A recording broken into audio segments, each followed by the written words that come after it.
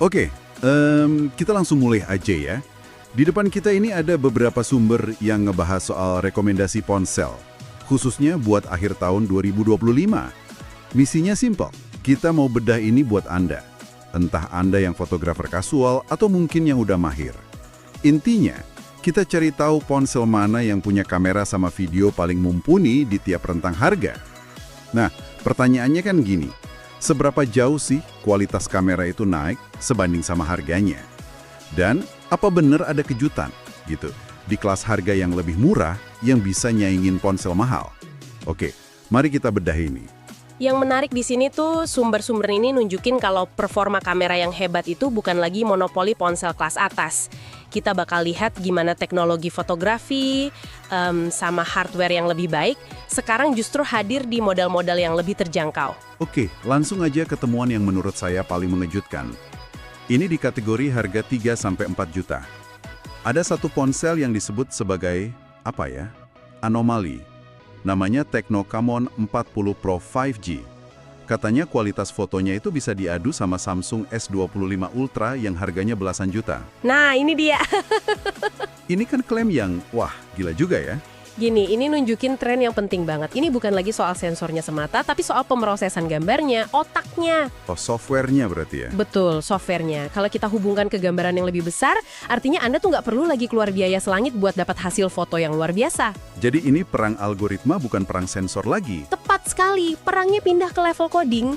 Oke, menarik. Kita naik kelas sedikit. Ke rentang harga 5-6 juta.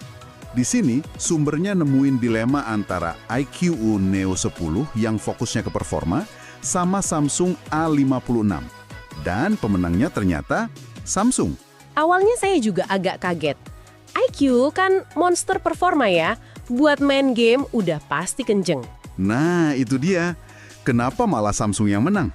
Karena Samsung A56 itu dipilih karena dia nawarin kutipannya, kamera yang lebih mantap buat foto-foto sama rekam video.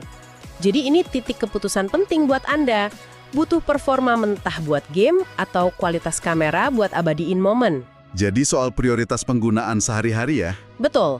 Sumber ini jelas merekomendasikan A56 buat yang prioritasnya kamera. Oke, masuk akal.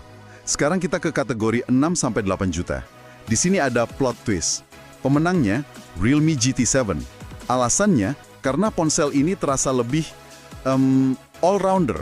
Serba bisa gitu. Maksudnya serba bisa itu sistem kameranya lengkap. Dia nggak cuma jago di satu hal. Contohnya gimana tuh? Sumbernya nyorot kalau dia punya kamera zoom 2 kali optical. Oh, jadi zoomnya nggak pecah ya? Bukan digital? Benar. Terus yang lebih jarang lagi, kamera depannya itu bisa rekam video 4K 60 fps. Wah. Ini kan fitur yang biasanya ada di ponsel yang lebih mahal. Pesaing utamanya di harga segitu belum punya. Ini menunjukkan pasar yang makin matang. Oke, paket yang seimbang bisa lebih unggul ya? Tepat. Kita masuk ke segmen atas, 8-10 juta. Di sini pemenangnya Xiaomi 15T Pro. Fiturnya kedengaran premium banget.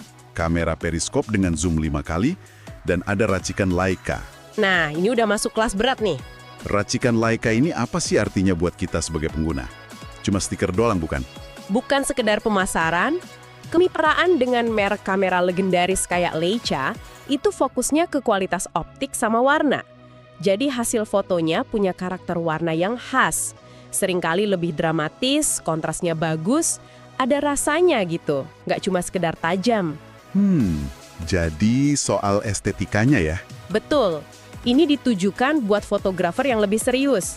Oke, jadi kalau kita tarik kesimpulan, apa artinya semua ini?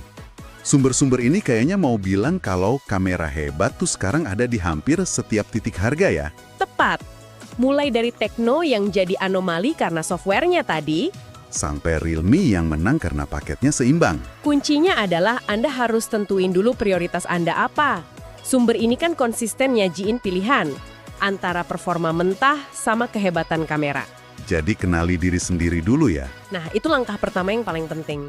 Mengetahui mana yang lebih Anda hargai itu kuncinya. Dan ada satu pemikiran penutup yang menarik. Sumber ini nggak milih pemenang di kategori termahal, yang 15 juta ke atas. Oh iya? Kenapa? Alasannya, karena pilihan di level itu udah sangat bergantung sama preferensi pribadi dan ekosistem. Ini ninggalin satu pertanyaan buat Anda renungkan. Di puncak teknologi, apa konsep ponsel terbaik yang tunggal itu masih ada? Atau jangan-jangan sekarang udah terpecah jadi koleksi alat-alat khusus buat kebutuhan kreatif yang beda-beda?